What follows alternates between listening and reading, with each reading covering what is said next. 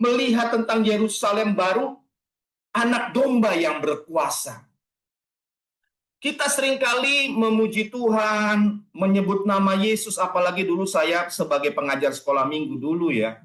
Kalau nyanyi mulia, mulia, bagi anak domba. Itu rasanya kita membayangkan Yesus Kristus itu anak domba, begitu lemah, begitu buat anak-anak itu manis, gitu ya. Tetapi kita melihat di kitab Wahyu justru sebaliknya. Anak domba ini sangat berkuasa. Itu yang luar biasa. Dan bagian ini kita perlu perhatikan lebih dalam. Sehingga hari ini pembahasan kita akan lebih banyak melihat secara teologis dibanding praktis seperti sebelum-sebelumnya. Mungkin sedikit pesan-pesan praktis, tetapi lebih banyak secara pemahaman teologis agar membangun fondasi dan tiang struktur berpikir kita benar-benar memahami Allah apa adanya dia. Bukan imajinasi kita ya seperti anak kecil. Bukan anak kecil salah karena mereka punya iman yang memang masih dini, yang masih bertumbuh, pemahaman belum kompleks. Kita yang sudah sedemikian lama belajar Alkitab, mungkin sudah ada yang 3 tahun, 4 tahun belajar Alkitab, ada yang mungkin sudah pernah sekolah teologi dan sudah Bible study banyak. Sekarang kita punya tuntutan berbeda memahami pribadi ini. Tuhan Yesus Kristus, sang anak domba yang berkuasa. Sehingga kalau kita berdoa, menyebut anak domba, bukan lagi dengan seperti membayangkan seekor anak lembu, ya anak domba yang manis, yang cute gitu ya, bisa dipeluk gitu ya. Tetapi Alkitab mewujudkan Kristus sebagai anak domba yang so powerful, sangat berkuasa. Yang sehingga kalau kita datang, harusnya dengan sikap yang penuh hormat. Bukan lagi sikap yang biasa saja. Apalagi kalau kita berdoa ya setiap hari. Kadang-kadang kita doa makan cepat-cepat. Tuhan saya mau makan, berkati makanan ini. Haleluya, amin. Saya kadang-kadang suka koreksi teman-teman dalam pelayanan atau yang pernah sekolah teologi. Kita berdoa kepada pribadi yang agung, yang ajaib ini. Kita lihat mengapa. Ya, kita lihat lebih dalam. Wahyu 21 dan 22 sudah sejak minggu lalu kita bahas. Telah menggambarkan Yerusalem baru sebagai klimaks dari narasi Alkitab. Di mana Allah memenuhi janjinya untuk bertahta bersama umatnya. Ini yang luar biasa. Ini yang kita rindukan seharusnya dalam kehidupan kita. Bukan mau punya apa, mau dapat apa, baik gelar, kekuasaan, banyaknya uang, atau keluarga yang kita bangun.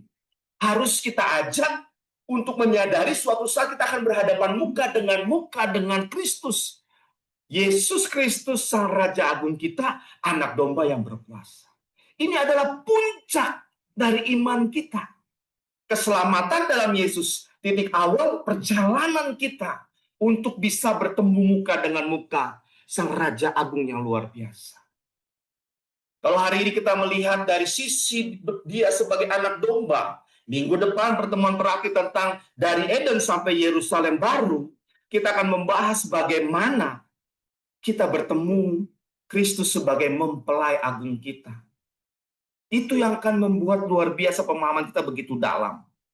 Nah, kita tahu bahwa pada awalnya dalam pembahasan kita, Adam dan Hawa ya, telah ditugaskan oleh Allah sebagai wakilnya untuk memerintah bumi sebagai imam, raja. Wakilnya Allah, imago Dei. Dalam bahasa Ibraninya, Betsalmo Kitmutenu, atau Selem Demut, imago Dei. Selem, imago, gambar, bayangan dalam bahasa Ibraninya. Atau fotokopian karakter, lebih tepatnya. Allah menaruh karakternya dalam hidup Adam dan Hawa pertama-tama. Selanjutnya harusnya dikopi kepada kita semua. Supaya kita memiliki karakter ilahi, sehingga bumi bisa penuh dengan kemuliaan Allah. Namun dosa Adam dan Hawa lakukan sehingga mengacaukan rencana Allah ini. Dan menyerahkan dunia kepada kuasa iblis atau setan yang disebut naga ular tua, iblis dan setan di dalam Wahyu 12 ayat 9. Jadi apa yang Adam dan Hawa lakukan adalah mengkhianati Sang Penciptanya yang telah memberikan status imam dan raja. Jadi kalau kita lebih senang berbuat dosa, berusaha menghindari kenyataan adanya Allah dalam kehidupan kita, dan tidak mau cari Allah, tidak mau bersekutu, tidak mau menyembah Dia, tidak mau hidup sesuai dengan apa yang Dia inginkan, kita telah berkhianat dengan status keimaman kita dan kerajaan kita. Nah, namun puji Tuhan, ya, bahwa rencana Allah tidak berhenti gagal karena hal demikian. Walaupun dalam kerangka teologi biblika, kejatuhan manusia ini menciptakan krisis kosmik. Pak Ian paling jago di bahasan ilmu pengetahuan, fisika, sehingga teori-teori tentang yang namanya energi itu ya, setelah dosa itu merusak tatanan, sehingga kekacauan terjadi di seluruh bumi ini. Manusia kehilangan statusnya sebagai wakil Allah dan dunia jatuh di bawah pengaruh kuasa jahat. Berita buruknya bukan hanya dunia, sistem kosmik semua. Universe ini kacau. Jadi ketika Tuhan Allah berkata dalam proses penciptaan Kejadian 1, dikatakan Vayomer Elohim, Yehior Vaihior. Berfirmanlah Allah, jadilah terang, maka terang itu jadi. Sebenarnya tahap pertama yang Allah lakukan adalah menyatakan tatanannya, Vayomer, firmannya, atau logos. Itu adalah tatanan ilahi yang Tuhan Allah taruh di tengah semesta ini. Bukan hanya bumi ini. Ya. Namun bukan berarti di planet yang lain ada manusia atau ciptaan lain yang Tuhan jadikan gambar dan rupa. Tidak ada. Hanya bumi ini. Salah satu astronom terkemuka di Indonesia di tahun 2000-an awal sampai 2000 berapa ya? 2012, 2014. Profesor Dr. Iraktius Radiman namanya, ya.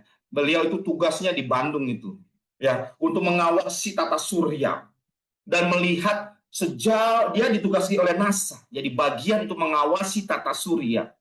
Dan para astronom dunia yang takut akan Tuhan melihat memang tidak ada alien, tidak adanya makhluk kompleks yang punya wujud seperti manusia. Yang ada alien itu bentuknya mikroba, gitu ya. Dan ternyata mereka berhasil menyatakan satu yang saya senang dari astronom ini, Dr. Iraktius Radiman. Dia berkata bahwa bumi adalah tempatnya Tuhan Allah menyemai semesta. Kalau Adam dan Hawa tidak jatuh dalam dosa, bumi menjadi tempat awal. Bumi ini tidak akan hancur. Manusia akan memenuhi bumi dan bertambah banyak. Lalu kalau bumi penuh bagaimana? Nah, sekarang saja dengan jatuhnya manusia dalam dosa, Elon Musk mau bawa manusia ke Mars. Bagaimana kalau manusia hidup selamanya? Dengan teknologi dari pimpinan Roh Kudus, maka planet-planet lain bukan hanya Mars akan bisa diisi oleh manusia. Tapi tanpa dosa, wah itu luar biasa. Dan bumi sebenarnya adalah surga buat manusia awalnya. Tapi karena dosa, bumi harus dihancurkan. Dan kita semua yang percaya pada Yesus akan dibawa ke Yerusalem baru. Kita memerlukan surga yang baru. Wah, maksudnya ada dua surga? Enggak, maksudnya awalnya rencana. Sebelum ada dosa, rencana Allah kan bumi ini adalah tempat kita hadir, hidup selamanya. Tapi dosa membuat kita kehilangan kemuliaan Allah dan kita dibatasi umurnya di bumi ini. Nah, baik, selanjutnya rencana Allah kita tahu ada visi teologis Yerusalem baru. Yesus sebagai anak domba tidak hanya mengalahkan setan melalui pengorbanannya, tetapi juga memulihkan tatanan ciptaan menuju tujuan aslinya. Kehadiran Allah yang intim bersama umatnya di Yerusalem baru. Dulu kan harusnya di Eden, di bumi, dan seterusnya. Tapi karena dosa, tatanan itu harus diperbaiki. Dan kita ini pribadi-pribadi yang sedang diperbaiki. Supaya fit, siap, masuk ke Yerusalem baru, hidup dalam tatanan surgawi. latihan di bumi ini. Itu yang kita bahas di pertemuan-pertemuan yang lalu. Sehingga kita nggak bisa bersikap sembarangan hidup. Nggak bisa seenaknya. Tidak bisa hidup dengan keinginan sendiri. Itu yang Paulus katakan. Kita harus mati terhadap keinginan diri sendiri. Selanjutnya, Wahyu 21 ayat 3 menyatakan demikian. Lalu aku mendengar suara yang nyaring dari tahta itu berkata, lihatlah, kemah Allah ada di tengah-tengah manusia, dan ia akan diam bersama-sama dengan mereka. Mereka akan menjadi umatnya, dan ia akan menjadi Allah mereka. Yang dalam bahasa Yunaninya dikatakan, kai kusa, fonis megalis ektu uranu, legosis idu iskini tu teu metaton antropon kai skinose met afton kai auton lawi auton esontai kai autois heteos estaimet auton theos auton. Nah, kita melihat kata yang dipakai Tuhan Allah, kemah. Allah mau berkemah di tengah umatnya pakai kata skene, yang artinya kediaman. Dulu bangsa Israel tinggal di kemah, kita tahu. Sebelum adanya pemerintahan Raja Daud, menurut peneliti arkeologi Alkitab, mengatakan bahwa sampai dengan Raja Daud, bangsa Israel sebagian masih ada tinggal di tenda. Kita tahu Abraham sampai matinya lebih memilih tinggal di tenda. Karena tenda itu tempat rumah. Tenda artinya keluarga, yang dalam bahasa Ibrani-nya Hanan atau Hen. Itu adalah akar kata dari grace, haris. Kata kasih karunia itu perlu dilihat dalam konteks Hebraic perspektif, sehingga membuat jelas bahwa kasih karunia bicara kita ada dalam lingkungan keluarga yang punya tatanan ilahi. Hidupnya memang diberikan banyak kelimpahan, banyak berkat, tetapi harus ada dalam tatanan ilahi. Sehingga tidak bisa seenaknya mentang-mentang menerima kasih karunia, mau berbuat dosa seenaknya. Tidak. Keluarga punya tatanan. Kalau ada kesalahan, didisiplin. Demikianlah kasih karunia di dalam Tuhan Allah. Ada disiplin bagi pelanggaran, namun ada berkat bagi kesetiaan. Dan penurutan kepada kebenaran. Nah, itu yang kita harus pelajari. Kasih karunia jangan sampai melenceng, mau seenak-enaknya. Kasih karunia ada batasan. Batasan tatanan ilahi. Sehingga kalau berkata, kalau kita dosa, lihat Yesus, semua diampuni. Beres, Bapak lihat kita, lihat Yesus. Sehingga apapun yang kita lakukan, lihat Yesus. Oh, tidak bisa begitu, Bapak, Ibu, teman-teman. Saya mau berkata, Alkitab harus dilihat dalam kacamata Alkitab. Jangan dari kacamata kita mau-maunya sendiri. Kata kasih karunia bukan sembarang definisi bahwa apa yang kita tidak layak terima, itu saya percaya. Namun lebih jauh, kita menerima semua berkat ilahi, namun juga ada tuntutan untuk hidup benar. Kalau kita tidak hidup benar di hadapan Allah, ada disiplin. Jadi nggak bisa sembarangan. Mau zina, mau curi, mau korupsi, mau nyolong. Oh, tidak bisa. Tidak bisa. Karena kita hidup dalam tatanan ilahi. Demikian di Yerusalem baru. Allah mau bersama kita muka dengan muka bertemu dengan Kristus, Tuhan Allah kita, dan intim dengan Dia, dengan kemuliaan atau Shekinah, glory yang luar biasa. Seperti yang hadir di perjanjian lama, namun lebih berlipat kali ganda. Apa yang bahasa Israel lihat di padang gurun ketika kemuliaan Allah turun dalam tiang awan dan tiang api, dan kemuliaan turun di kemah suci, di bait suci, kita akan jauh melihatnya lipat kali ganda. Wow. Apakah Bapak Ibu merindukan pertemuan muka dengan Tuhan Yesus? Atau cuma nyanyi aja seneng? Bertemu muka dengan muka. Ya. Tetapi kalau lihat ada kesempatan untuk sesuatu yang melanggar firman tapi mengasihkan, seakan-akan lupa tuh muka Tuhannya. Harus setiap hari kita harus memandang wajah Kristus, sehingga apapun yang kita lakukan harus sesuai dengan kebenaran. Nah, selanjutnya ada paradoks kuasa ilahi. Saya menyebutnya demikian.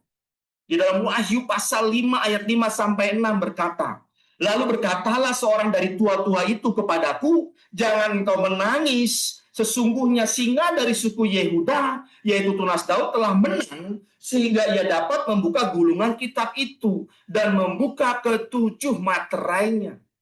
Maka aku melihat di tengah-tengah tata dan keempat makhluk itu, dan di tengah-tengah tua-tua itu berdiri seekor anak domba, seperti telah disembelih, bertanduk tujuh dan bermata tujuh. Itulah ketujuh roh Allah yang diutus ke seluruh bumi. Yohanes mendengar tua-tua berkata, sesungguhnya singa dari suku Yehuda. Tapi yang dia lihat anak domba. Mengapa demikian? Karena ini berbicara satu pribadi yang sama. Kita memandang Alkitab dari sudut pandang orang kuno atau Hebraic perspektif, ataupun ketika Yunaninya ditulis kitab Wahyu ini, bagaimana orang-orang Yahudi ataupun bangsa Israel memahami tulisan Yohanes. Pada banyak sekali penggambaran-penggambaran, simbol-simbol yang sebenarnya merujuk satu pribadi, tapi dua simbol seperti ini. Yesus Kristus digambarkan sebagai singa dari Yehuda sekaligus anak domba. Itu yang luar biasa. Nah, ini yang membuat saya merenungkan. Dikatakan bahwa singa dari Yehuda itu dapat membuka gulungan kitab itu dan membuka ketujuh materai. Kita tahu bahwa ketujuh materai dibuka artinya adalah mulainya atau proses terjadinya bencana demi bencana yang maha dahsyat di tengah dunia ini. Sebelum ada kemenangan singa dari Yehuda, tidak ada yang dapat membuka gulungan. Sebelum anak domba disembelih, tidak ada yang bisa membuka materainya. Tetapi anak domba ini, singa dari Yehuda yang membukanya. Artinya apa? Sebenarnya, kalau mau dipahami ini ngeri, Bapak Ibu teman-teman. Ini menunjukkan murka Allah yang dinyatakan kepada bumi. Ini hanya bisa diwujudkan ketika Kristus melegitimasi. Kristus yang menyatakan mulai. Jadi pribadi ini luar biasa. Makanya ya Bapak Ibu, kalau datang kepada Tuhan Yesus, seenaknya. Ya kalau anak-anak nggak apa-apa lah, remaja masih oke. Hello PPG, bagaimana hari ini? Saya senang bisa datang sama Tuhan, sama Engkau. Ya, kadang-kadang ada Bro Jesus. Ya, buat saya memahami Alkitab, saya melihat satu pribadi ini bukan hanya memang dia mau intim sama kita, tapi dia maha dahsyat, maha kuasa. Yang murkanya itu mengerikan, bisa mengguncang dan menghancurkan dunia. Nanti kita nggak bisa hidup sembarangan harus. Inilah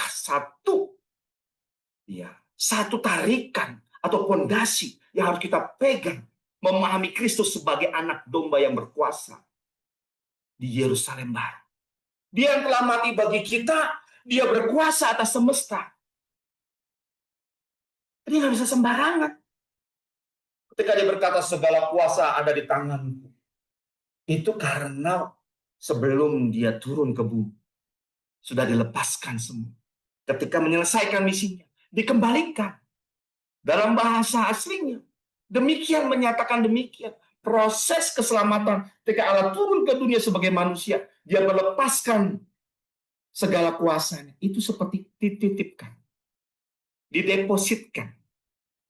Kalau kita pergi ke bank, nitip uang kita, naruh uang kita, titipkan sementara. Atau ke pegadaian lah konsepnya ya.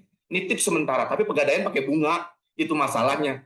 Tapi konsep kuasa ilahi Yesus yang dilepaskan di surga untuk masuk ke dunia ini sebagai manusia. Ketika dia kembali ke surga, segala kuasa ada tangan. Wow. Kalau saya jadi kalau doa, apalagi kalau doa makan, udah nggak bisa lagi. Tuhan, saya makan siang, berkati makan ini. Amin. Udah nggak enak hati ini. Rasanya saya sudah membayangkan pribadi yang begitu luar biasa. Rasa hormat harus kita berikan pada tempatnya yang sebenarnya kepada pribadi agung ini, yaitu Tuhan kita Yesus Kristus. Ya kalau mau sembarangan hidup terserah, tapi suatu saat kita bertemu muka dengan muka, aduh rasanya ya. Kalau kita di sembarangan, takutnya ini hidup.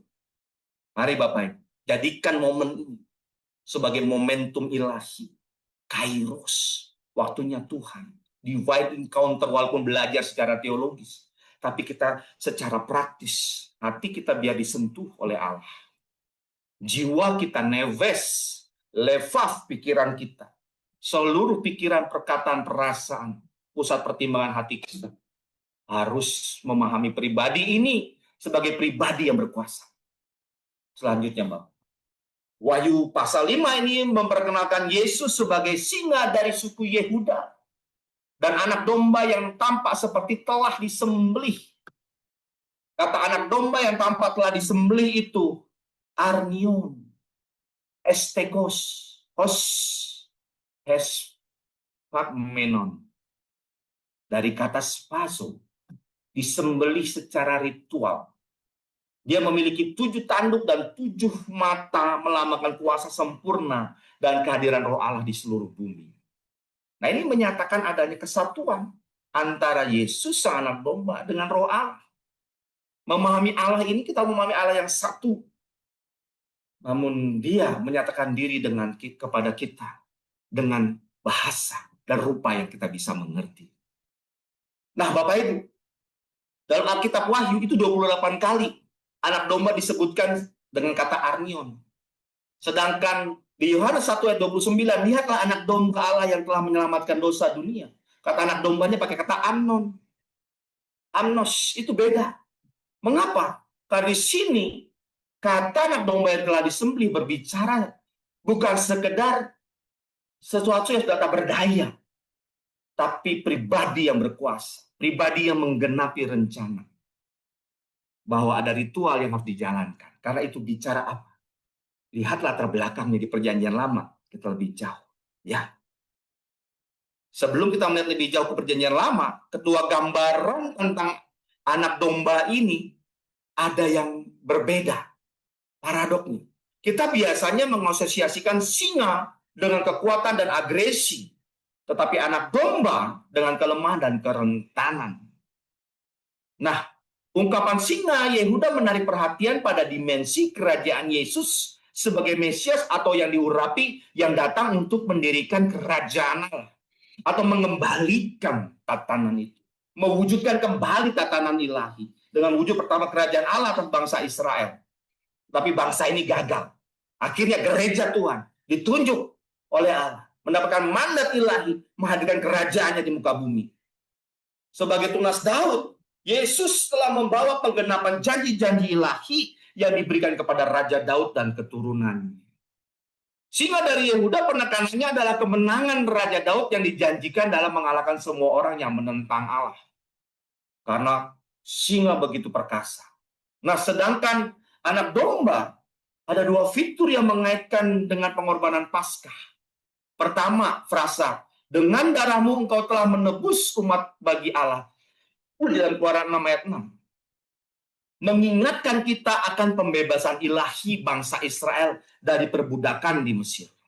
Dalam beberapa kesempatan, bahasa tebusan atau penebusan digunakan untuk menggambarkan pembebasan umat oleh Allah.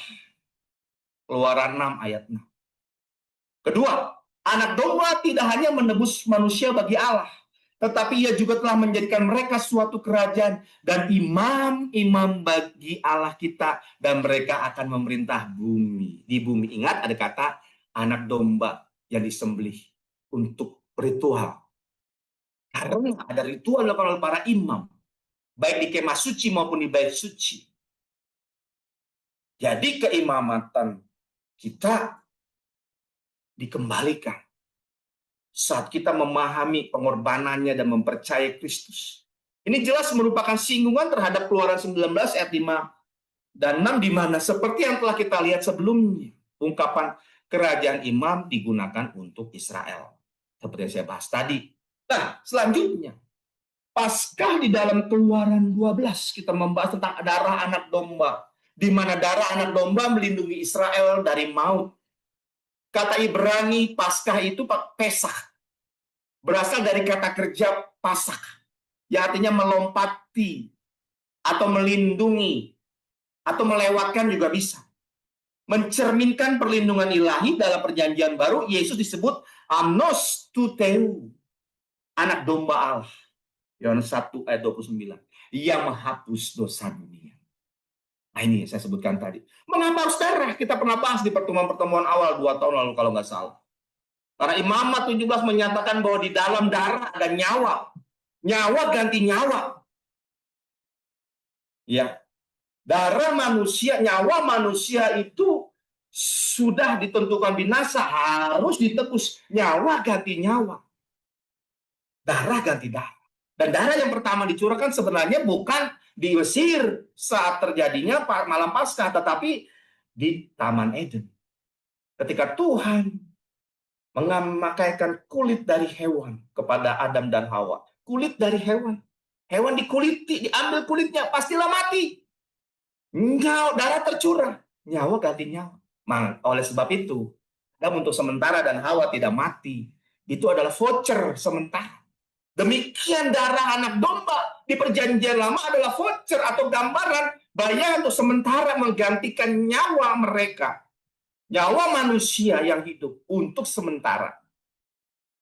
Ditukar dengan darah anak domba. Sampai sang anak domba Allah menghapus dosa dunia.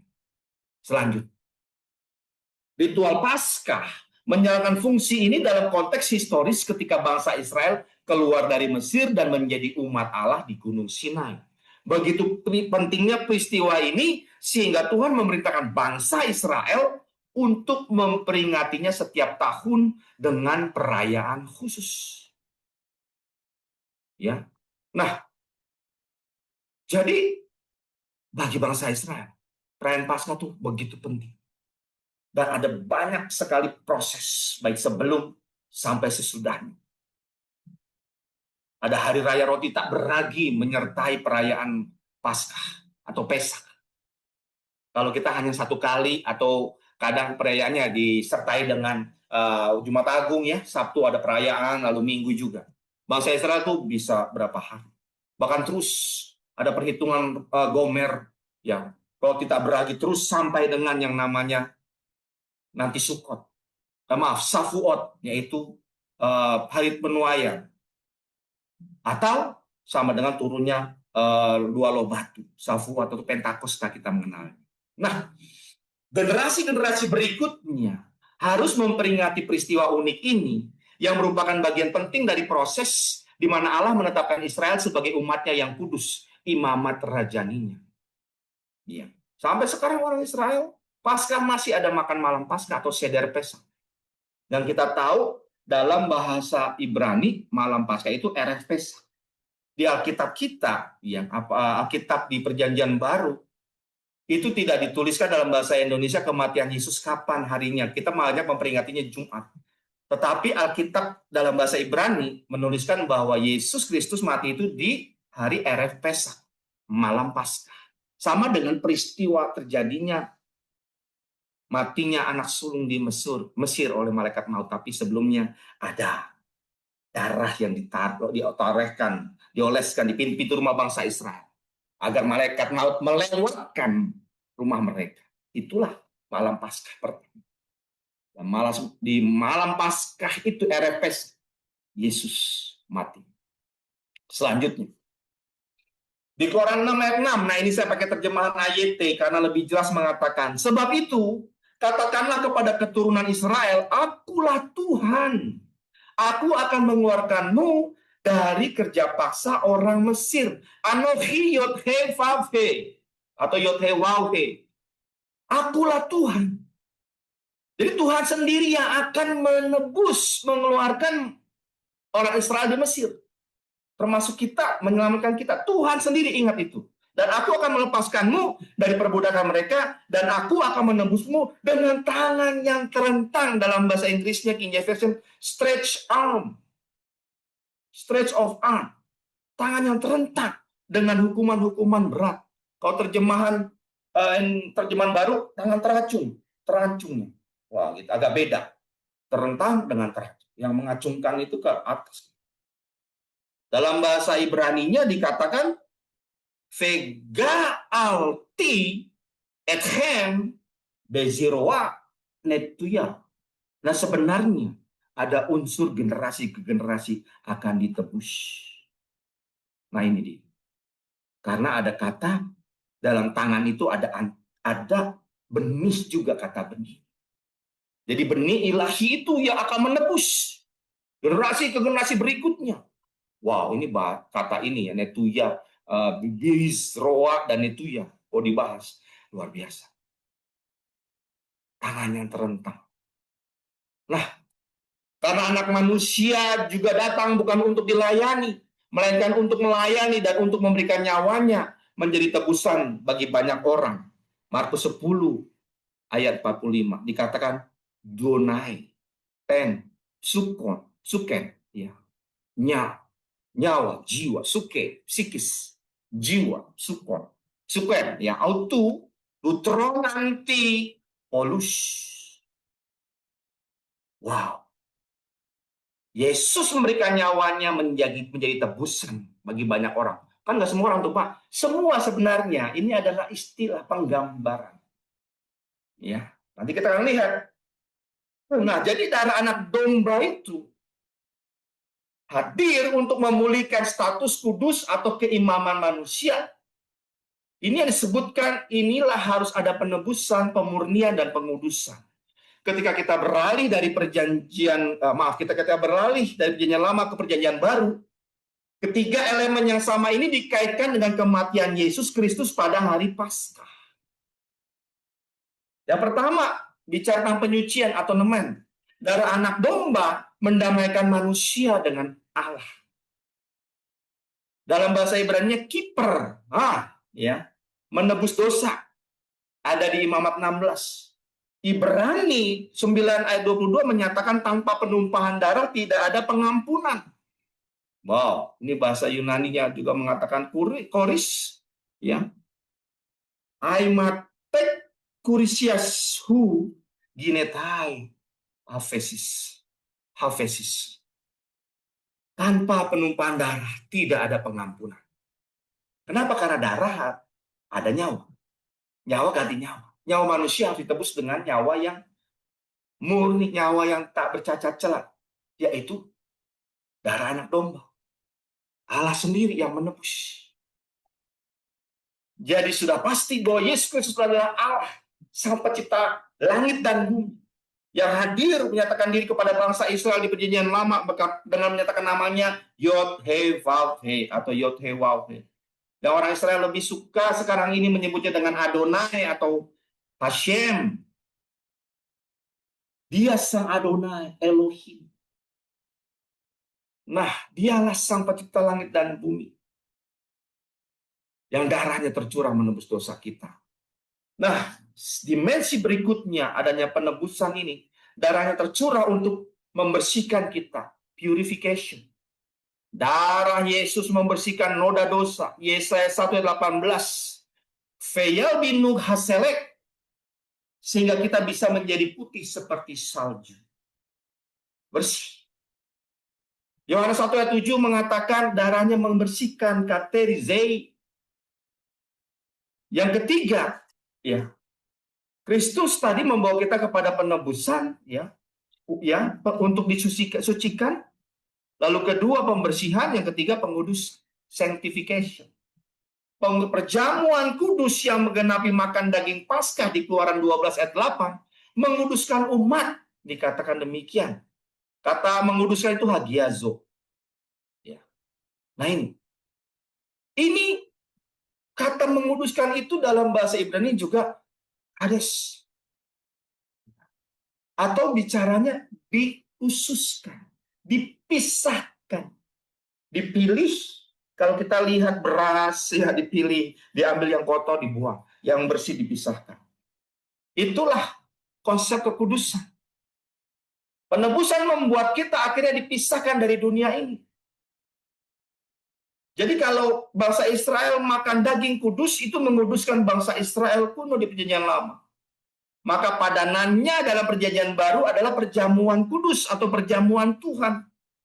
Kristus melembagakan, ya, Tuhan Yesus Kristus merayakan perjamuan Paskah, makan malam Paskah terakhir bersama murid-muridnya. Roti dan anggur melambangkan tubuh dan darah Kristus, anak domba Paskah.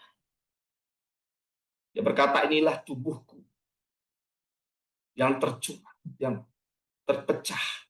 Inilah darahku yang tercurah. Jadikan bagimu peringatan akan aku. Ini luar biasa.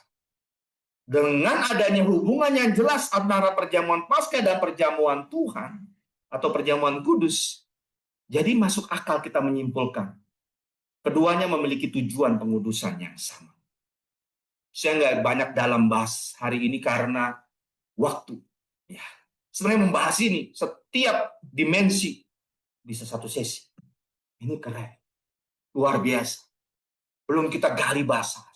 Bukti arkeologi, kebiasaan orang Yahudi yang sampai sekarang makan malam Paskah. Atau bagaimana sebenarnya di Seder Pesak. Itu bukan hanya ada roti tak beragi. Ada daging, ada juga tulang yang melambangkan yang luar biasa. Jangan disingin ya, biar nggak bocorin rahasia. Karena ini akan mencengangkan bagi kita. Bagaimana semua nubuat tentang Kristus ada di semua item. Ya. Makanan, tempat, tinggal, piring, apa semua pengaturan seder Pesak makan malam Paskah itu merujuk kepada Kristus. Ya. Nah itu dia. Karena tubuh dan darah Kristus adalah kudus, Paulus memperingatkan mereka yang ikut serta dalam perjamuan Tuhan, memakan makanan kudus secara tidak benar, berarti mengundang penghukuman ilahi. 1 Korintus 11 ayat 23-28. Hati-hati kalau ikut perjamuan kudus. Bisa jadi penyakit kalau kita cari gara-gara. Dengan berlaku tidak benar sepanjang kehidupan kita sebelum perjamuan kudus. Makanya benar, sebelum perjamuan kudus minta ampun dulu atas dosa. Bawa dengan hati yang benar, jangan petantang-petenteng. Udahlah ini kan ritual. Tunggu. Ritual tidak semuanya buruk atau begitu saja atau tradisi yang ya ada boleh nggak ada enggak. Tidak. Perjamuan kudus adalah perintah Kristus. Ritual ini ritual ilahi. Yang sebenarnya ya Tuhan Allah sedang melihat hati kita. Hati kita diperhatikan. Apa yang kau lakukan sepanjang hidup? Apakah kamu hidup benar atau hidup sembarangan? Kalau kamu hidup sembarangan, aku berperkara bagimu. Tapi kalau kamu mau hidup benar, aku memberkatimu. Ini yang luar biasa. Kalau orang-orang Israel, orang Yahudi, itu punya lagu atau sebelum Paskah, sebelum Sabat setiap minggu. Jadi di Jumat malam, dia ada sebuah lagu buat malaikat yang katanya selalu mendatang ke rumah-rumah orang Israel, melihat apakah makan malam Sabat itu sudah siap. Sabat itu sudah disiapkan enggak? Sungguh-sungguh. Dengan aturan-aturan Yahudinya. Ketika malaikat itu melihat, ternyata ada keluarga yang sudah siap semua. Maka blessing atau malaikat itu akan hadir terus sepanjang. Nanti di sahabat berikut akan hadir lagi. Itu ada lagunya. Shalom aleichem, aleichem, shalom. Tentang Malach Adonai. Malach Elohim. Nah, mereka begitu takut kalau mau Sabat, mau Jumat malam, mereka belum siap-siap. Masih sibuk, masih belum siap, di rumah nggak ada makanan Sabat ya. Mereka itu takut. Mereka nggak mau baca Taurat semua. Jadi karena mereka percaya ada malaikat yang akan melihat ke rumah mereka. Karena kalau enggak mereka ditinggalkan, berkat itu nggak ada. Blessing dari Elohim nggak ada. Ya. Baruch Elohim itu hilang dari mereka. Nah, malaikat nggak akan datang lagi. Dan mereka takut. Karena mereka percaya ya bahwa malaikat Allah lah yang melindungi mereka. Baik sebagai nation dan sebagai agama orang Yahudi. Orang Israel khususnya yang Jewish ya, itu nggak bisa mereka nggak beda-bedakan nationality ya, kebangsaan dengan yang namanya keagamaan. Hanya kalau di Indonesia kan ditanyakan, kamu agamanya apa? Gitu ya. Kita ya boleh terserah lah, ada orang begitu ya. Jadi agama kadang-kadang nggak penting buat mereka. Ya, Torah is my law, Elohim is my God, Adonai Elohim. Itu sudah jadi ketentuan yang mendarah daging bersama dengan nasionalisme mereka. Wow. Nah kita kadang makan Paskah, makan perjamuan kudus sembarangan. Nah ini yang bahaya. kita harus menambahkan unsur kekudusan dalam kehidupan kita. Menguduskan diri, menyiapkan diri untuk perjamuan kudus. Karena berkat Tuhan bisa mengalir. Nah, Ibrani 10 ayat 10 menyatakan penebusan ilahi itu cukup satu kali. Dan karena kehendaknya inilah kita telah dikuduskan satu kali untuk selama-lamanya oleh persembahan tubuh Yesus Kristus. Yesus tidak perlu disalib 2 kali. Nggak perlu turun naik, disalib lagi 1 kali selamanya. Darahnya menyucikan dosa yang dahulu, sekarang, dan selama-lamanya. Ya, tapi asik dong kalau gitu ya, kita bisa semena-mena. Oh enggak, hati-hati. Ada bintang-bintang pagar, syarat ketentuan berlaku. Keselamatan gratis, ikut Tuhan Yesus, nyawa ditukar. Hidup kita bukan untuk kita lagi, tapi untuk Yesus. Nyawa Yesus Kristus, darahnya, menggantikan nyawa kita yang harusnya masuk neraka. Tapi sekarang bisa masuk Yerusalem baru. Tapi setiap hari pengiringan kita kepada Kristus harus berani mengejar, menukarkan nyawa, keinginan, pikiran, perasaan, keinginan, perbuatan kita harus seperti yang Yesus Kristus inginkan. Wow, itu kan yang Paulus katakan, bahwa kita telah mati di atas seluruh pelanggaran dan dosa kita. Jangan kita hidup dengan cara hidup yang lama, yang fana. Setiap hari harus mau. Nyanyinya bukan cuman aku diberkati, berkat Allah tercurah, mujizat nyata. Harus mau, lagunya juga ditambahkan. Ku telah mati dan tinggalkan cara hidupku yang lama. Cek hidup lama kita yang sia-sia. Cek semua earthly desire, yaitu keinginan mata, keinginan daging, dan keangkuhan hidup. Ada nggak di kehidupan kita? Nah, ini yang sebenarnya butuh konsentrasi nggak sedikit. Dalam semua bidang kehidupan, di tengah kerja, di tengah kuliah, di tengah belajar, di tengah keluarga, di tengah lagi masak ibu-ibu, di tengah bapak-bapak lagi di rumah santai. Bagaimana kita pakai caranya Tuhan untuk bersikap, bertindak, berpikir, wow. Ya, ini selaras dengan Tuhan itu nggak gampang. Setiap hari kita harus mau sefrekuensi dengan Tuhan, ini bahasa sederhananya gitu. Itu dia. Sama meninggalkan hidup lama berarti meninggalkan frekuensi dunia, masuk ke frekuensi Tuhan. Masuk ke channelnya Tuhan. Masuk aliran streamingnya Tuhan. Sampai nanti supaya kita siap di Yerusalem baru, mengalir di aliran sungai kehidupan. Nah, itu ada prinsip, bukan sekedar sungai kehidupan secara fisik saja yang kita nikmati di Yerusalem baru, tapi hidup kita selaras dengan Tuhan. Kalau yang bahasa perjanjian baru Yunaninya itu koram deo. Ibraninya Rabinik punya bahasa sendiri yang luar biasa. Unsur keselarasan dengan Tuhan itu unsur pikiran, perasaan, dan tindakan itu selaras. Itu seperti bicara 5 jari kita. Alef, Bet, Gimel, Dalet, He. He adalah sebuah huruf Ibrani yang menyatakan pewahyuan.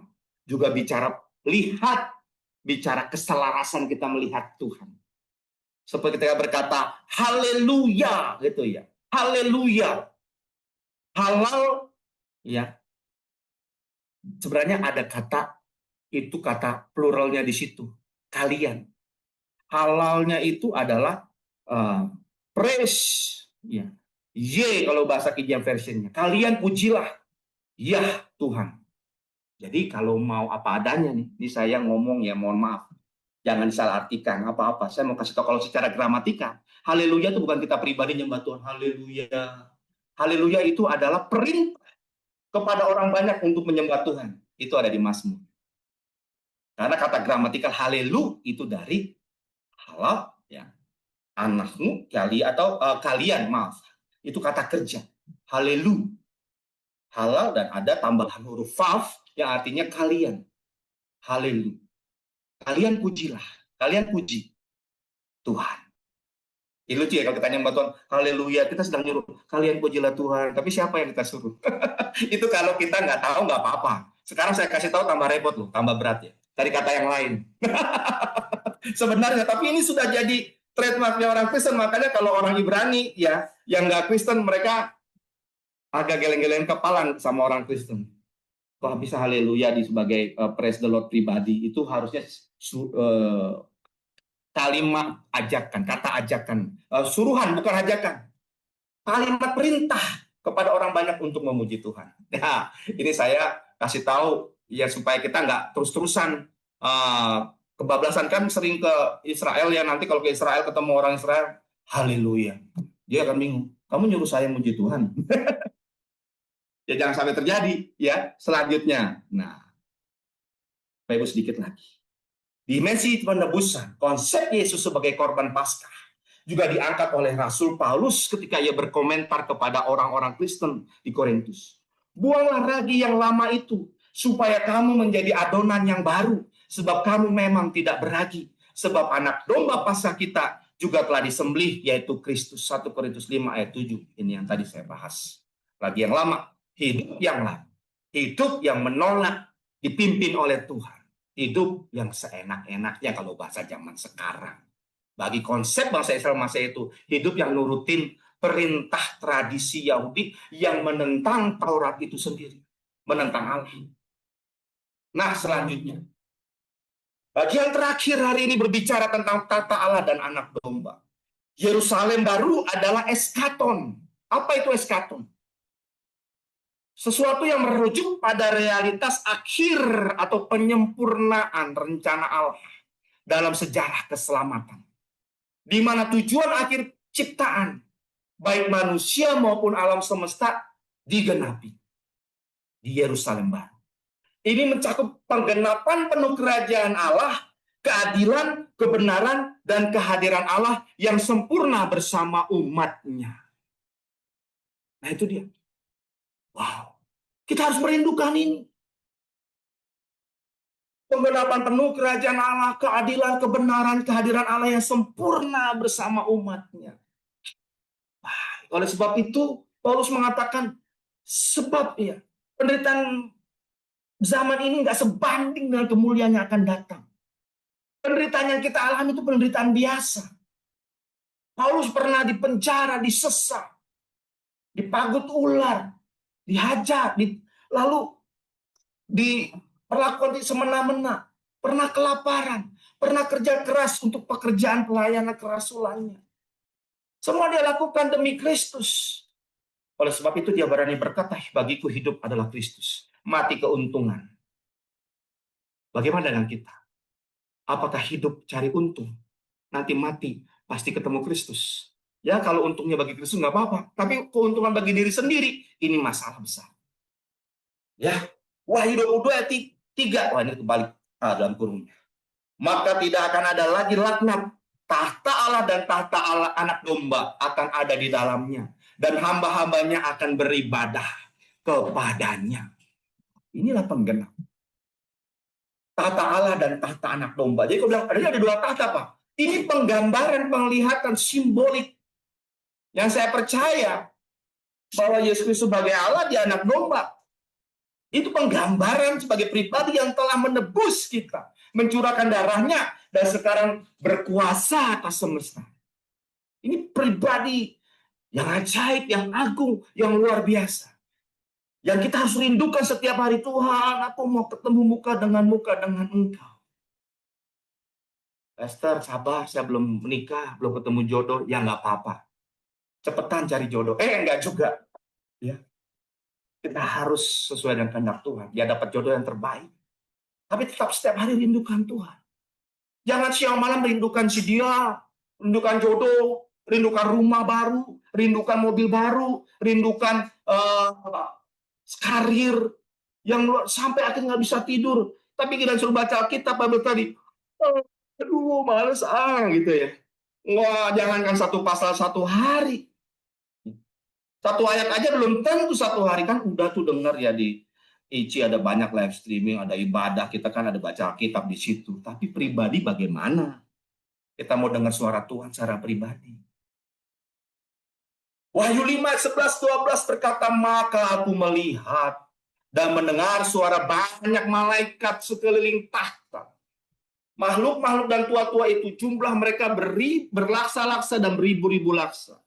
Katanya dengan suara nyaring, anak domba yang disembelih itu layak untuk menerima kuasa dan kekayaan dan hikmat dan kekuatan dan hormat dan kemuliaan dan puji-pujian. Bagaimana dengan kita? Sikap kita kepada sang anak domba yang berkuasa. Saya mengulang-ulang dalam Bible study ini. Seperti memberikan bold, ya, strong point, selalu strength point-nya di sini. Seperti paku dipakukan di tembok. Beri penghormatan yang layak. Beri kemuliaan dan puji-pujiannya seharusnya kepada sang anak domba. Jangan sembarangan hidup di hadapannya. Karena konteks ya tidak menyebut nama Tuhan dengan sembarangan. Memberi puji-pujian kemuliaan kepada Tuhan Yesus dalam konsep Hebraik perspektif adalah kita hidup berkarakter seperti Kristus. Yang terakhir, hanya mereka yang dikuduskan oleh anak domba dapat masuk kota suci ini. Pengorbanan anak domba bukan hanya historis, tetapi eskatologis, menjamin tempat kita di Yerusalem baru. Apakah kita merindukan bertemu dengan pribadi agung? Walaupun gambaran secara presentasi begini, saya percaya ketika kita bertemu muka dengan yang maha agung ini, jauh lebih begitu mempesona, mengagumkan. Suatu saat saya baca buku, ada seorang dapat kunjungan dari malaikat. Dia tanya kepada malaikat itu, seperti apakah wajah Yesus? Malaikat berkata, Yesus Kristus itu sangat tampan kalau bahasa Indonesianya. Dia bilang, senyumnya sanggup menghiasi dunia. Wow. Kalau hari ini kita belum tersenyum karena beban hidup, masalah, proses yang sepertinya menyesakkan dada. Ingat Yesus, yang senyumnya mampu menghiasi dunia. Ingatlah kelegaan hanya ada di dalamnya. Saudara Bah, terima kasih. Inilah yang saya mau sampaikan pada hari ini. Pak Ian, silahkan. Ya Pak, baik. Ini udah ada 10 pertanyaan ada yang baru. Oke, ini udah saya kategorikan Pak, dan mungkin ada beberapa hal juga nanti kita bisa diskusikan supaya mudah. Jadi pertanyaan pertama itu mungkin yang paling relevan sekarang ya, terkait konflik negara-negara dan bangsa-bangsa dengan Israel. Nah, tolong Pak kaitkan dengan makna Yerusalem baru, atau di masa sekarang konflik ini dengan negara lain ini, apakah mulai pembentukan akhir zaman dan mau munculnya Yerusalem baru, dan apakah kota Yerusalem baru itu akhirnya nanti adanya di Yerusalem yang sekarang fisik, atau memang sebuah kota di dimensi yang berbeda Pak. Penjelasan seperti apa, dan mungkin bisa touch sedikit tentang eskatologi dan bagaimana mungkin ya sekarang yang terjadi itu. Saya sempat mikir apakah yang damai yang sekarang Trump sedang tanda tangan itu damai yang nanti tiba-tiba ada perang itu Pak, 3,5 tahun. Terima kasih Pak. Oke, nggak apa-apa, mungkin sementara Pak Leo benarkan audionya ya. Saya ke next question dulu karena tadi pertanyaan tadi khusus buat Pak Leo, nanti saya ulangi Pak. Jadi pertanyaan kedua, mungkin ini saya gabungkan yang mengenai keselamatan ya di dalam Yerusalem baru ini. Apakah bangsa Israel yang dimaksud adalah Israel baru juga? Bagaimana dengan ras Israel yang tidak menerima Yesus? Kalau penebusan Yesus untuk dulu dan selamanya berarti Yesus belum hadir. Ada yang sudah meninggal, apakah itu juga berlaku bagi mereka sebelum Yesus hadir?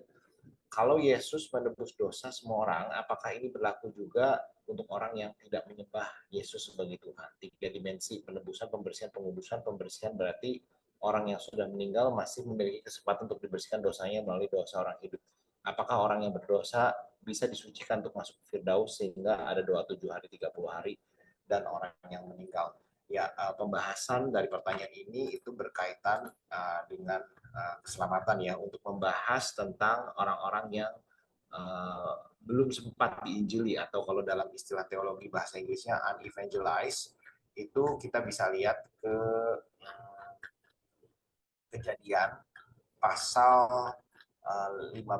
Ya, di Kejadian pasal 15 itu ada bapak iman yang Abraham. Kejadian 15 ayat 6, Abraham believed the Lord and he credited it to him as righteousness. Jadi saldo dari iman yang ada dan dimiliki bapak-bapak iman seperti yang disebutkan juga di Ibrani 11 itu diperhitungkan sebagai iman terhadap Mesias yang akan datang, seperti dari Abraham, Daud, Musa yang disebut di perjanjian-perjanjian lama.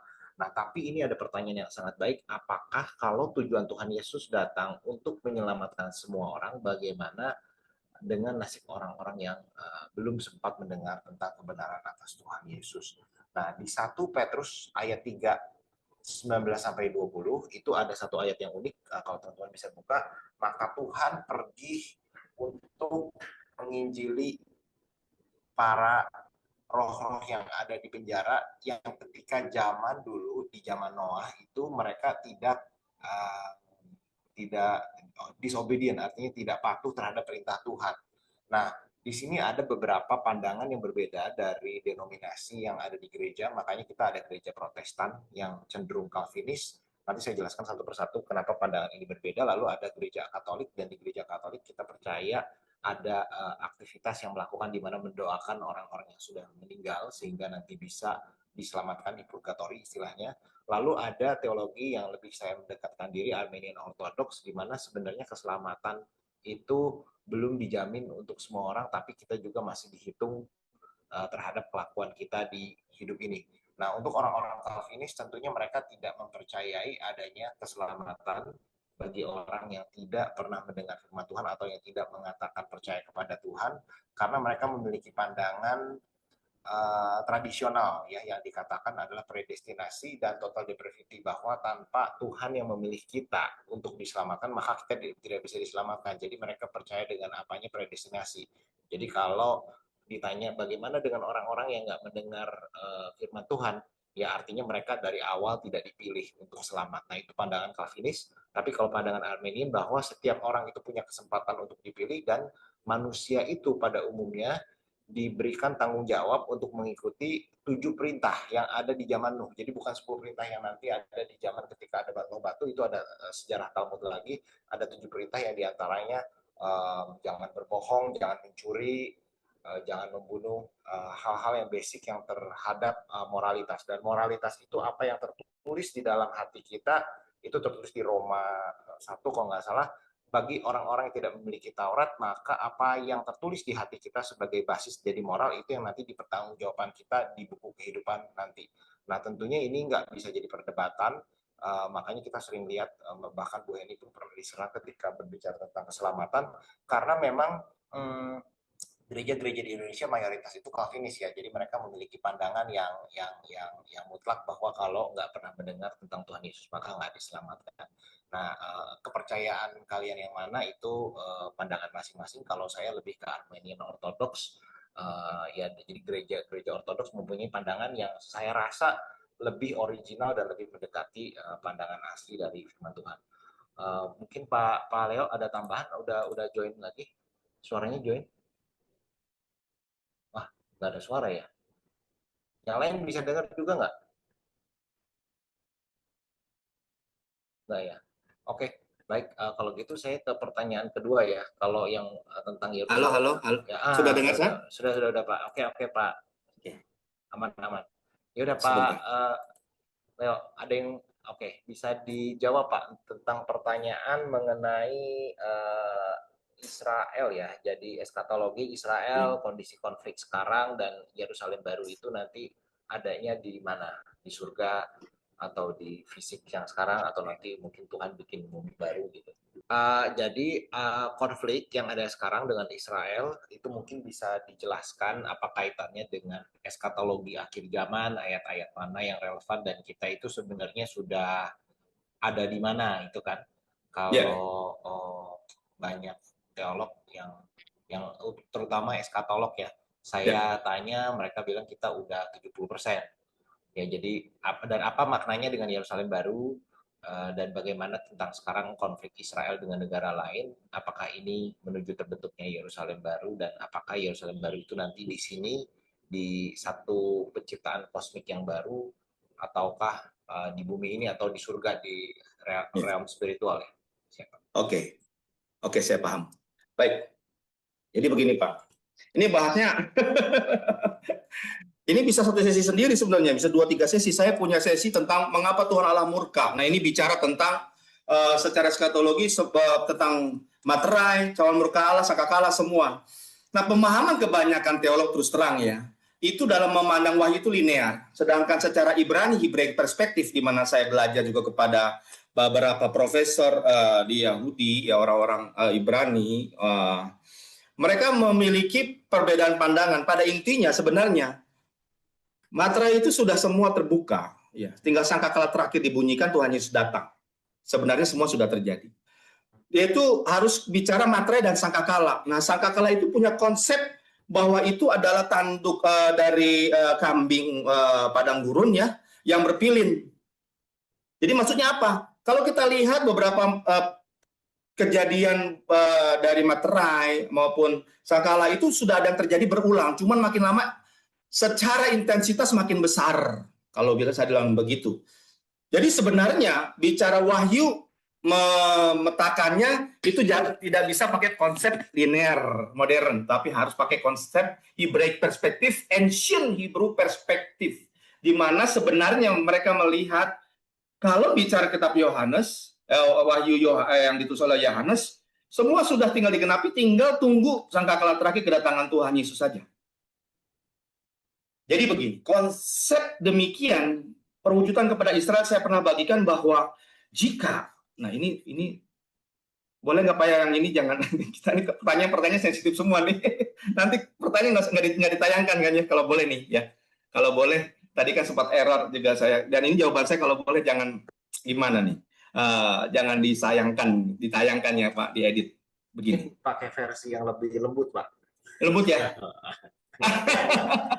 Jadi apa yang terjadi kemarin itu bisa jadi tanda yang nggak lama lagi Tuhan Yesus datang. Jika eskalasinya meningkat drastis karena negara-negara yang akhirnya menjatuhkan hukuman kepada Israel, itu terjadi, baik dengan cara apapun dan senjata apapun, maka Tuhan Yesus akan datang. Tapi ini kita masih kelihatannya agak ketunda sedikit dengan Presiden Amerika yang punya politik yang luar biasa, kayaknya meredam ya Rusia dan China nggak ikut konflik. Tapi saya nggak tahu jika itu terjadi nanti. Ya, tapi ingat kita makin berhadapan dengan perang yang sekarang ini agak masih konvensional dibanding yang nanti dengan robot dan AI dan semua.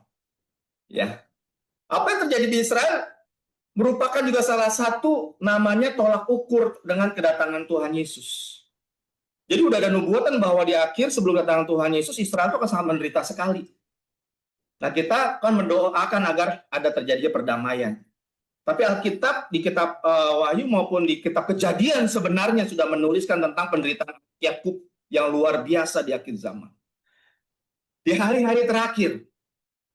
Jadi bukan kita wait and see, kita berjalan sebenarnya hati-hati. Konsep kedamaian sekarang ini riskan sekali ya Pak ya. Ini sangat fragile. Ya, fragile. Kalau kita lihat beberapa negara yang dulu pro sama Israel sekarang kontra. Ya, kita tahu ini sudah umum bahwa Netanyahu itu nggak bebas ada di negara-negara yang dulu sebagai sahabatnya, bisa ditangkap di penjara, Perdana Menterinya demikian. Jadi kita melihat kedamaiannya ada fragile.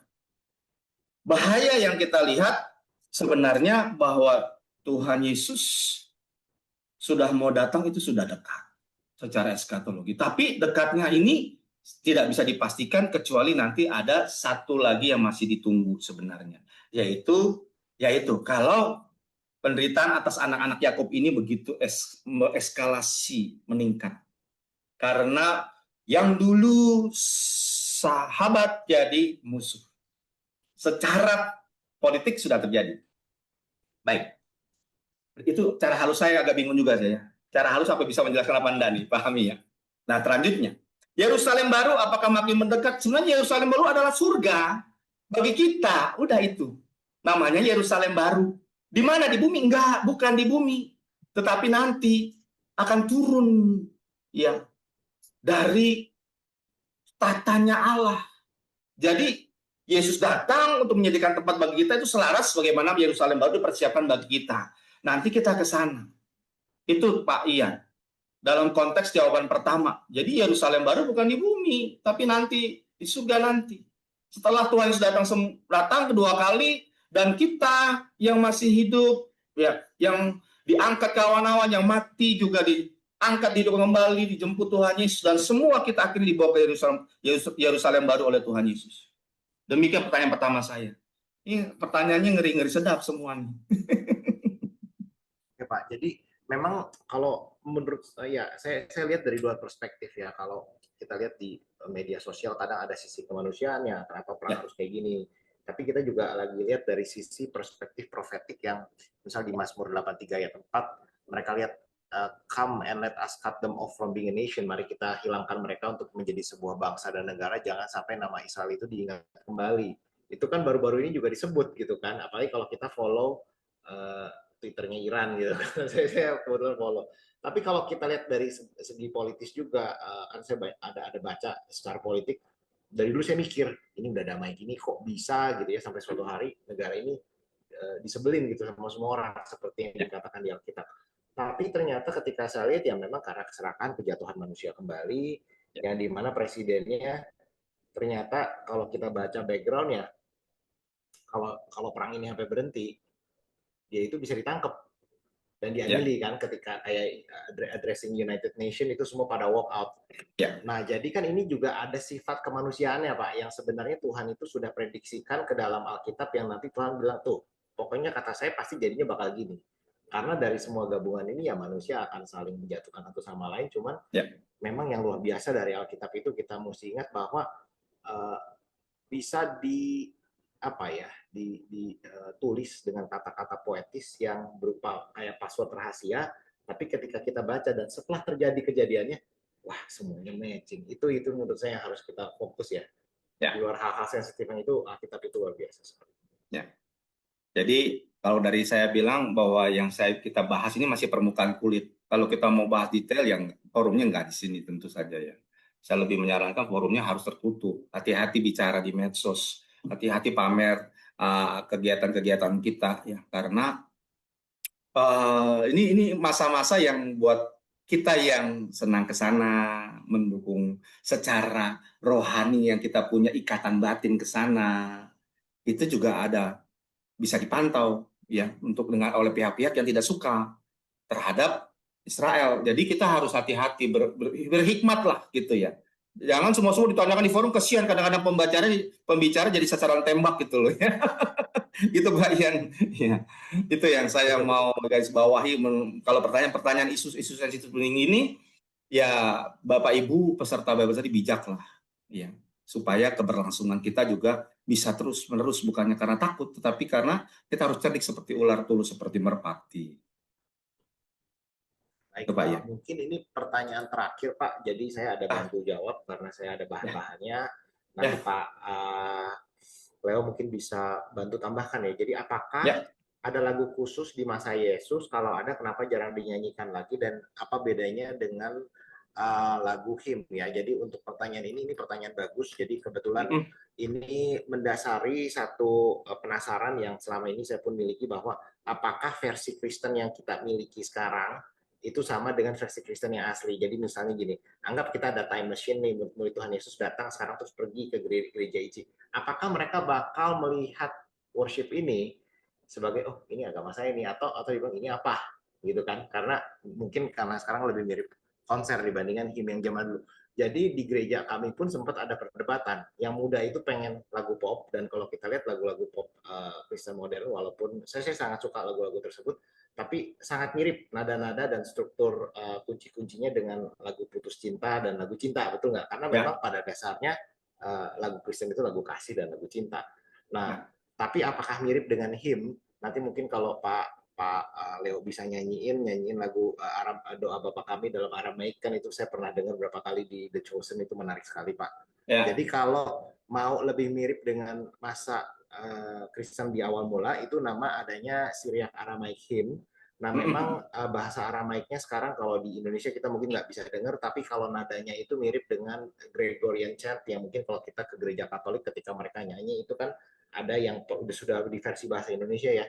Cuma nadanya itu lebih lebih datar dan dia itu lebih teologis. Jadi Ya. seluruh isi dari worship-nya itu ada purpose dari worship, teologis, poetik, simbolik, kata-katanya itu biasa panjang dan jujur kalau saya pergi bikin ngantuk juga, apalagi kalau pagi-pagi banget gitu jam 6 karena saya pernah ikut kelas katekisasi Katolik juga. Nah, lebih reflektif dan lebih emosional. Bedanya dengan lagu-lagu pop sekarang tentu mereka itu lebih ada hooknya. Misal kalau kita pengen di refnya itu ada sesuatu yang bisa diulang-ulang, oh enak banget gitu, darahmu, darahmu Yesus gitu. Misalnya, nah atau lebih performance fokus. Kadang kita lebih tahu, lagu ini nyanyinya siapa. Nah kalau hymn itu lebih ke arah teks itunya sendiri karena itu diulang-ulang dan dipakai di setiap liturgi dan harus di.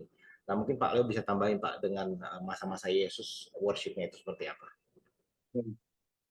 Jadi begini, masa-masa Yesus itu bangsa Israel sedang dalam operationnya Romawi ya.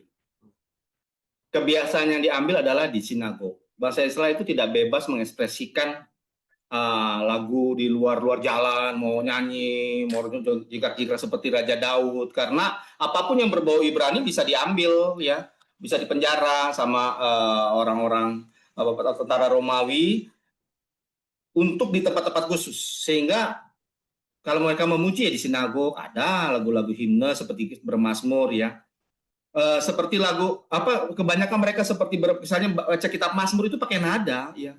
Nadanya itu mirip-mirip seperti begini. Mismor le David Adonai Eloheinu Adonai kan. Nah, justru seperti orang mengaji. Ya, itu yang mirip demikian. Terus ada juga lagu praise, tapi ada sejak kitab Keluaran pasal 15 ada puji-pujian kepada Allah. Ingat ketika bangsa Israel keluar dari Mesir, mereka juga joget-joget, nari-nari ada, tapi lebih kepada memang kepada lagu-lagu dengan irama padang pasir ya, seperti itu ya. Tapi walaupun lagu nada yang terjadi di sebuah tempat ya karena Alkitab ini bangsa Israel yang dipilih di padang gurun, padang pasir tinggalnya begitu ya. Sehingga lagu-lagu seperti begitu. Nah kalau Alkitab dipilih mungkin dari tanah Batak duluan dibaca gitu ya. Nanti lagu-lagunya kayak orang Batak ya. Ya, saya pakai nada-nada tortor gitu ya. Jadi begitu. Jadi ingat, jadi nada, jadi irama itu mengikuti di mana karena ada di mana dan kapan. Jadi kalau karena orang misalnya di gereja ribut, remaja mau yang pop, yang lebih kita yang lebih kekinian kayak saya lebih senang kalau masih senang dengar lagunya Pak Uta Barat itu ya. Pak Anjatan Barat tentang bagaimana ku akan membalas kasih setiamu Tuhan. Na na na na na na na na na na na na na na na na na. Kan ada begitu kan, melengking tinggi kayak orang Batak nyanyi. Tapi buat kita, apalagi dulu saya kalau terbang GPIB, saya masih senang lagu ku berbahagia, yakin teguh. Karena saya 19 tahun di GPIB, ya Protestan. Jadi saya menikmati lagu, tapi anak-anak muda kita sekarang yang nggak ke gereja aliran Protestan, ya mainstream, lalu yang senangnya, iya aku terhubung denganmu. Pasti dengar lagu himne pujian Kidung Jemaat atau apalagi Syrian Armenian. Apa sih? Nggak bisa masuk. Tapi menurut saya esensi jauh lebih penting. Ya, oleh sebab itu memasukkan kebenaran. Tuhan Yesus itu sangat dan Paulus itu sangat yang namanya memahami, dia bicara bagi orang Yahudi aku seperti orang di aku seperti orang Yahudi, pada orang Yunani aku seperti orang Yunani. Ini ingat ini adalah konsep kebenaran, bicara isi. Jangan kita ributin kulit, ributin isi. Kita ini belum belajar bahasa asli, udah ributin kulit. Akhirnya kita nggak bisa sampai ke bahasa aslinya, yang pondasi dan sangat menunjang bicara kebenaran. Kalau lagu Bapak kami, saya juga senang yang modern. Saya juga senang yang Ibrani. Nah kalau Aramaiknya saya nggak bisa, saya bisanya yang Ibrani. Ya, Avinu sebasa mayim yikadeshim.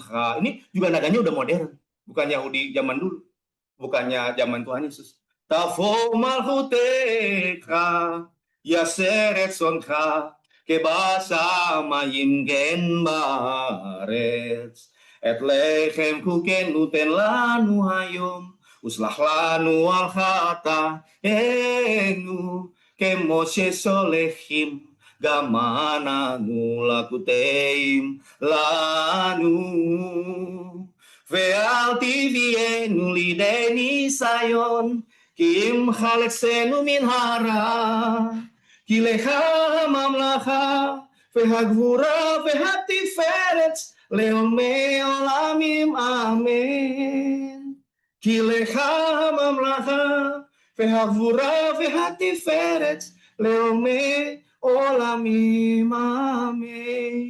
Lagu gini enaknya paling banyak sama gitar aja Pak atau kecapi. Coba pakai full band nggak enak. Nah tapi ke anak-anak muda, kalau saya khotbah pakai Ibrani saya begini. Gadol Elohai, Shiruki Gadol Elohai, Kol Echad Yireh Ki Gadol Elohai. Besar Allahku. Nah, karena anak-anak Kristen di Indonesia, anak muda udah biasa dengan lagu yang populer barat. Maka saya selipkan Ibrani dengan nada mereka. Supaya saya ke kandang kambing mengembik, ke kandang singa mengaum. Nah, ini jadi demikian ya Pak. Tapi memang harus kita belajar kepada akar kekristenan kita itu dari mana? Dari Ibrani kuno. Selanjutnya, pengaruh Aramaik karena ada pembuangan di Babel. Nah, selanjutnya ada pengaruh Yunani. Harus memahami. Jadi, nggak bisa ditinggalkan. Gereja Syrian Ortodok, gereja Ortodok sekarang, apalagi sekarang Ortodok udah mulai dekat lagi sama Katolik ya. Paus Ortodok sama Paus Katolik udah biskupnya udah CS-an sekarang. Apakah nanti mereka bersatu? Kita nggak tahu. Tetapi yang penting adalah kita memahami, belajar dari mereka. Bagaimana mereka mau belajar. Bayangkan, mereka punya studi, riset, institusi yang udah puluhan tahun dan didanai luar biasa untuk belajar kain kafan Turin. Ya Pak yang tahu itu ya. Itu belajar kain kafan yang diduga Tuhan Yesus punya kain kafan, masih dugaan aja pusat risetnya udah keren-keren. Yang riset di sana, profesor doktor teologi nggak main-main. Nggak main-main dari Vatikan, dari Syria, Ortodok, dari mana? Oh, keren-keren. Dari Amerika. Nah, kalau kita disuruh belajar bahasa asli, aduh susah gitu ya. Senangnya statue. Gitu repot Pak Ian. Pak Ian, saya belum jawab nomor 2 ya. Tapi ya, ini yang jawab baca nomor 3 Pak. Ntar nomor 2 kalau boleh, masih ada waktu saya jawab sebentar aja. Ya, gitu ya. Gitu ya. Jadi nomor 3 udah cukup ya Pak ya. Kita memahami demikian. Memang harus ada menjembatani nih.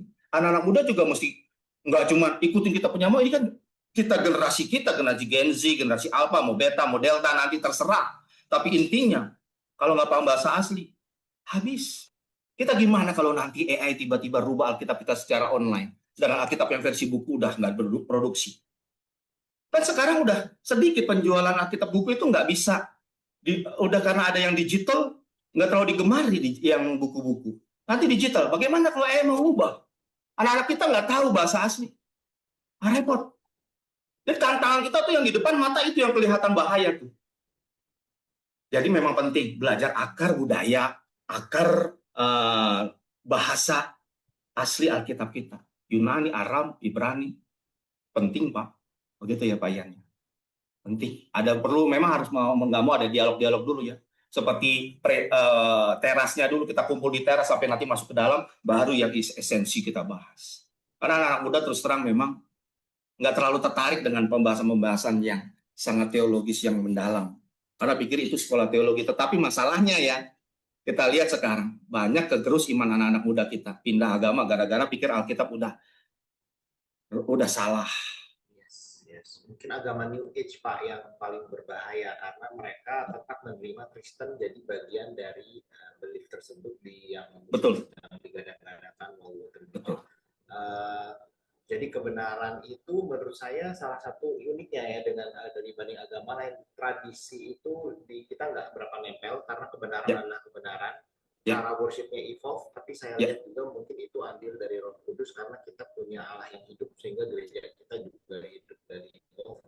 Tapi kita tetap harus ingat akar supaya fondasinya itu nggak hilang karena memang kalau kita udah lihat pecah-pecah denominasi seperti ini karena kayak tadi Seratus of Turin dan Relik, nanti tahun depan saya pengen ambil beberapa pengajar yang lebih membahas ini. Oh sayang sekali Ya. di Ortodoks, di Katolik banyak banget relik-relik yang kita juga nggak tahu ada. Ketika saya kunjungi baru, oh ada atau cawannya Tuhan Yesus, tapi ada 3 versi mana yang aslinya. Ya. Kalau Shroud of Turin saya pernah lihat kopinya, aslinya cuma lewat doang gerejanya kayaknya, tapi dalamnya ada cuma nggak ditunjukin.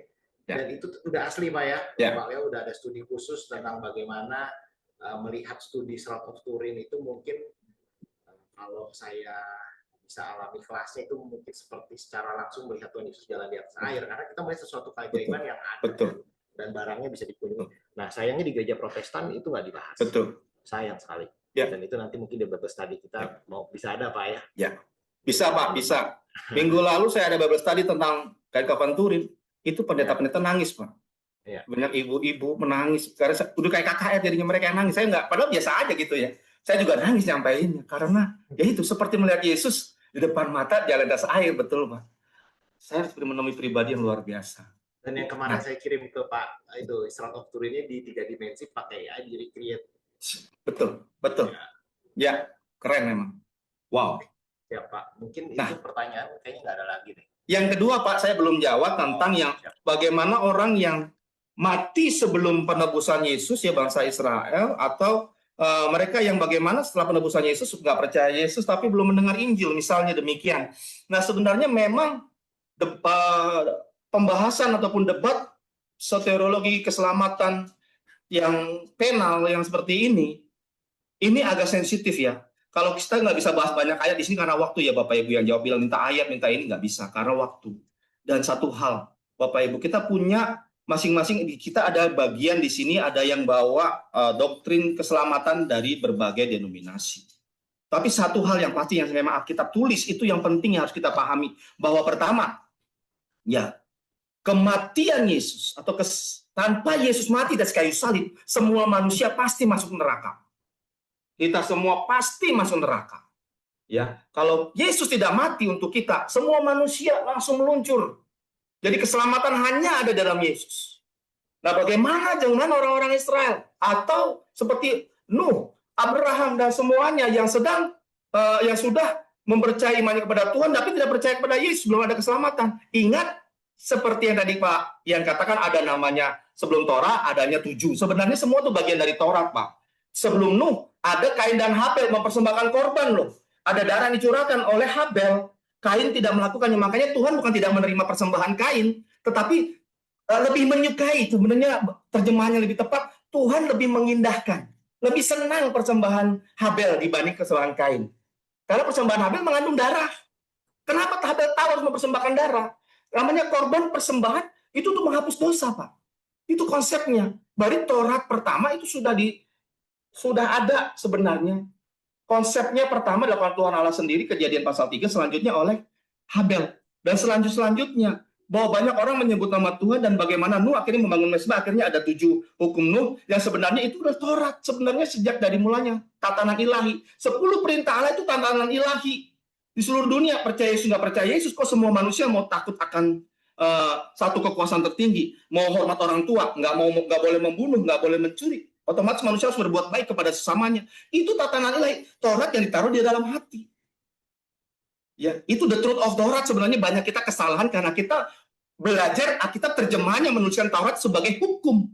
Jadi bagaimana saya kan sebut tadi, bahasa Israel mempersembahkan korban bakaran, mempersembahkan anak domba untuk ditorehkan labukan rumahnya secara fisik dilindungi oleh Allah. Bagaimana sehari-hari ketika mereka makan perjamuan Paskah atau mereka mempersembahkan korban, ya bawa ke kemah suci, bawa ke bait suci, mereka disucikan, itu voucher. Nanti digantikan dengan penebusan Kristus.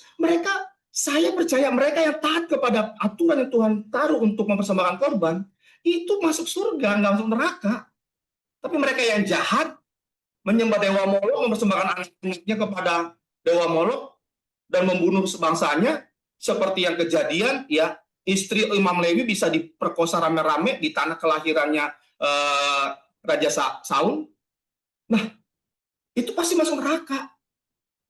Ya, mereka yang mempersembahkan korban hanya untuk kepentingan diri sendiri, itu pasti tidak bisa diselamatkan. Tapi mereka yang mempersembahkan korban karena memang mau taat kepada Adonai Elohim atau Yehovah Elohim, ya pasti masuk surga. Karena nanti Yesus, karena semua merujuk kepada Yesus, walaupun mempercayai Yesus. Masa Tuhan begitu jahat, semua manusia sebelum darah Yesus tercurahkan salib nggak percaya Yesus semua masuk neraka? Saya nggak percaya Tuhan Allah demikian. Nah, ini menyinggung kita pembicaraan tadi sebelum Bible study, Pak. Ya, konsep yang banyak disalahi orang tentang Allah kita sehingga konsepnya mirip dengan agama lain juga tentang neraka. Saya paham betul. Saya ada 5 tahun lebih menyelidiki hal ini. Termasuk tadi bahasa asli beberapa ayat yang kita nggak bisa singgung hari ini karena waktu ya. Karena kita ini waktu udah habis. Tapi saya berkata demikian. Jadi bagaimana sekarang orang-orang yang mati setelah Kristus namun nggak mendapat Injil, tapi mereka punya Taurat di dalam hati. Lalu bagaimana mereka konsepnya? Masuk surga apa enggak? Nantikan kelanjutannya minggu depan, 2 minggu lagi. Itu ya Pak Ian ya. Lebih baik saya gantung deh, biar datang lagi Pak Ian. Pertanyaan terakhir ya masih keburu ya. Ada pertanyaan pertanyaan terakhir.